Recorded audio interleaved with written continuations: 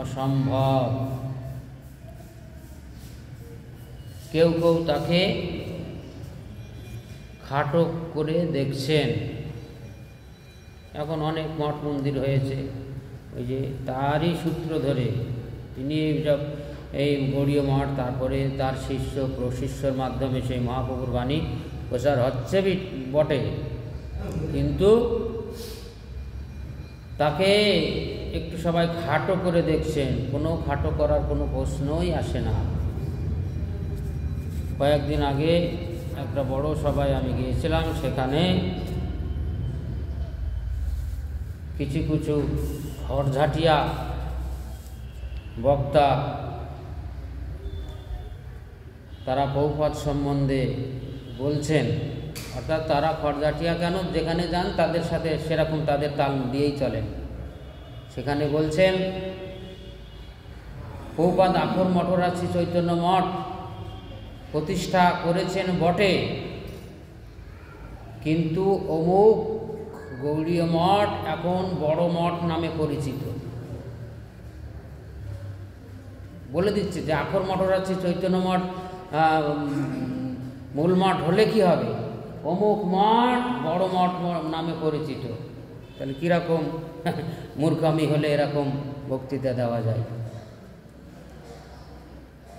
শ্রীমান মহাপ্রভুর ভবিষ্যৎবাণী, পৃথিবী পর্যন্ত যত আছে নগরাদি গ্রাম, সর্বত্র সঞ্চার হইবেক মোর নাম।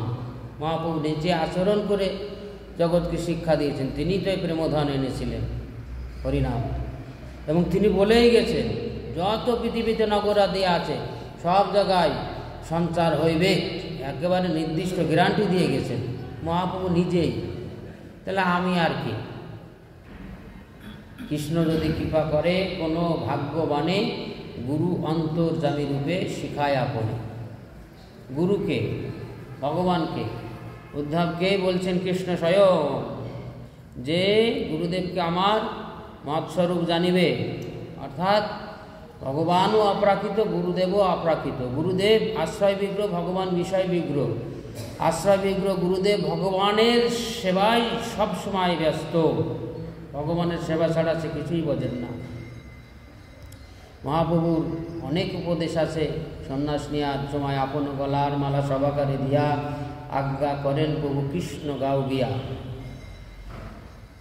কারো প্রতি আমার প্রতি যদি প্রীতি থাকে সবাকার, কৃষ্ণ বিনু কেহ কিছু না ভাবিও আর। কি শয়নে কি ভজনে কিবা জাগরণে অহর্নিশি চিন্ত কৃষ্ণ বলহ বদনে। সবাইকে কৃষ্ণ উপদেশের কথাই বলেছেন। আবার তার বড় শিক্ষা, যারে দেখো তারে কহ কৃষ্ণ উপদেশ, আমার আজ্ঞায় গুরু হইয়া তারও এই দেশ। সে গুরু বলছে আমার আজ্ঞায় গুরু হইয়া তারও এই দেশ। যারে দেখো তারে কহ কৃষ্ণ উপদেশ, আমার আজ্ঞায় গুরু হইয়া তারও এই দেশ। তাই বলে তাকে সে আশ্রয় বিগ্রহ। মহাপ্রভু বলছেন আমার আজ্ঞায়, আমি নির্দেশ করছি, আমি উপদেশ, সেই রকমভাবে তোমরা গুরু হয়ে, গুরু না হয়ে তুমি গুরুর মতো হয়ে সেইভাবে তোমরা কৃষ্ণ উপদেশ করো জগতে। এবার আমি যদি আশ্রয় বিগ্রহ হয়ে যদি বিষয় বিগ্রহের কার্য করতে যাই তাহলে কেমন হবে? আমি যদি সেবক হয়ে সেব্য বস্তু হতে যাই তাহলে মূর্খামি হবে কি না? ভগবানের সেবা করাই কাজ আমার। আমি একেবারে উপাস্য বস্তু হয়ে গেলাম তাহলে তো আর হবে না, সেখানে সে মূর্খেরই কাজ হবে। আমরা সত্যের প্রচারক, যেটা নির্ভেজাল সত্য সেটা আমাদের মানতেই হবে।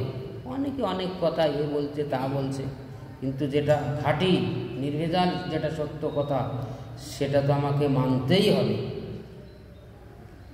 যারা শ্রী গৌড়ীয় মঠের সেবক তারা প্রভুপাদের আনুগত্যেই মহাপ্রভুর বাণী জগতে প্রচার করবে। গৌড়ীয় মঠের সেবক যারা হবেন তারা প্রভুপাদকে ছাড়া তো গৌড়ীয় মঠ হয় না। আর গৌড়ীয় মঠ হয়েছে মহাপ্রভুর বাণী প্রচারের কেন্দ্রস্থান। অতএব গৌড়ী মঠের যদি আমি সেবক হই তাহলে আমাকে প্রভুপাদের আনুগত্যেই মহাপ্রভুর বাণী জগতে প্রচার করতে হবে। প্রভুপাদকে বাদ দিয়ে সম্ভব নয়। তারপরে আমরা সবাই শুনেছি এটা মূল মঠ, অন্যান্য শাখা মঠগুলি এই মূল মঠের সেবা করবেন। কিন্তু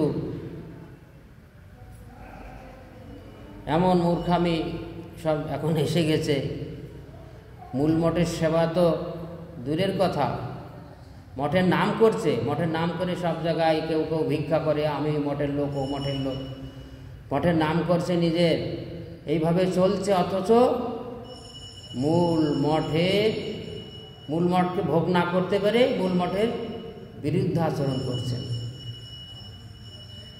অনেক শাখা মঠ আছে, তাদের অর্থের প্রাচুর্য ঐশ্বর্য আছে অনেক। অর্থ হচ্ছে সদ্ব্যবহার যদি হয় তাহলে সেটা পরমার্থ, সে সদ্ব্যবহার না হয়ে সেসব অর্থাদি অন্যদের পিছনেই ব্যয় হয়ে যাচ্ছে। কিন্তু আমরা মঠে থাকি, প্রভুপাদের মঠ, আমার যদি সেবক অভিমান থাকে তাহলে এরকম মানসিকতা আমার আসবে না। সেবক অভিমান,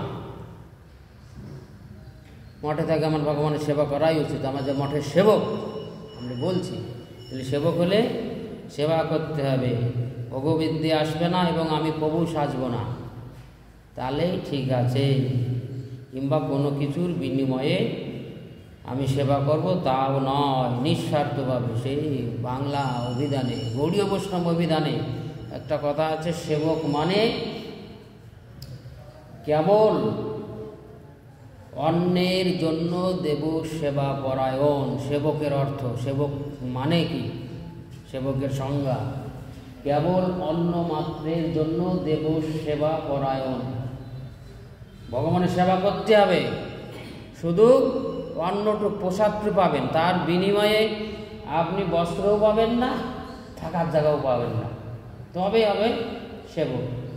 এখন কোনো কিছুরই অভাব নেই কারো, আমাদের অভাব কিছু নেই, তবু আমাদের জন্য সেরকম মানসিকতাটা আছে, তাহলে ঠিক হবে। না হলে প্রভুপাদকে যদি আমরা অবজ্ঞা করে চলে তাহলে বিনাশী হবে। তোমার অবজ্ঞা সে বিনাশের কারণ, ঘোড়া ডিঙিয়ে ঘাস খাওয়া কপট সাধন। অর্থাৎ প্রভুপাদকে যদি আমরা অবজ্ঞা করে চলে, ঘোড়া ডিঙিয়ে ঘাস খাওয়া মানে কি, যথার্থ ব্যক্তি, যোগ্য ব্যক্তিকে অতিক্রম করে, উপেক্ষা করে আমি মূল জিনিস সিদ্ধি আর কি প্রাপ্ত হতে যাচ্ছি, তাহলে কিন্তু হবে না, ও কাজকলা হয়ে যাবে সব।